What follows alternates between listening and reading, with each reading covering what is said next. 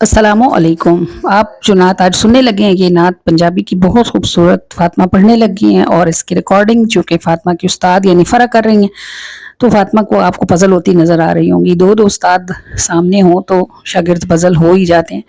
थोड़ी सी सेटिंग है और इसके बाद एक बहुत ही खूबसूरत नात है। नात को प्लीज़ पूरा सुन लिया कीजिए और हमारे चैनल को ज़रूर सब्सक्राइब कीजिए ताकि आप हमारे साथ नात को फैलाने में मददगार हो सकें। देखिए फ़ातिमा क्या पढ़ती है। चन टोटे हो के जुड़ जांदा, डुबदा सूरज भी मुड़ आंदा। चन टोटे हो के जुड़ जांदा, डुबदा सूरज भी मुड़ आंदा।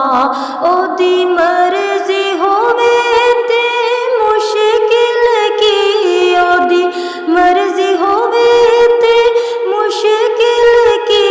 एक नजर करम दी गल होंदी, ओदी मर्जी होवे ते मुश्किल की।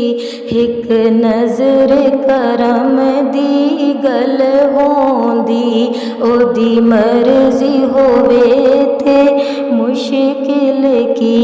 एक नजर करम दी गल होंदी। सच कलियां हो के जित जांदा, होवे कूड़ समंदर मिट जांदा। सच कलियां हो के जित जांदा, होवे कूड़ समंदर मिट जांदा। कड़वे नो मीठा फल लाना, कड़वे नो मीठा फल लाना।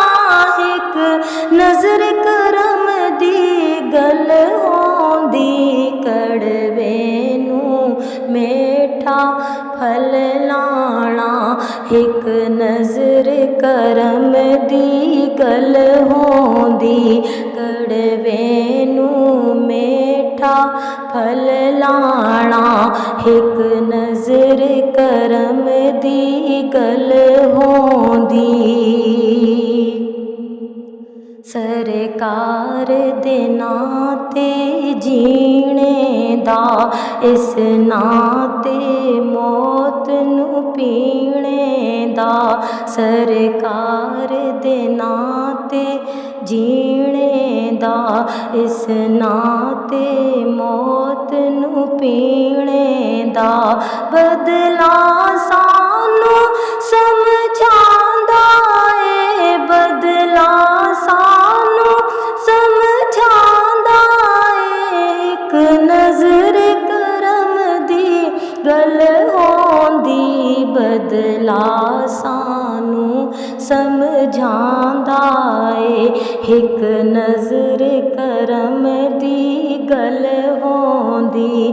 चन टोटे हो के जुड़ जांदा, डुबदा सूरज भी मुड़ आंदा। ओदी मर्जी होवे ते मुश्किल की, ओदी मर्जी होवे ते मुश्किल की।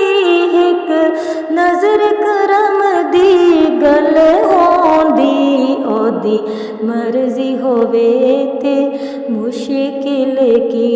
एक नजर करम दी गल होंदी।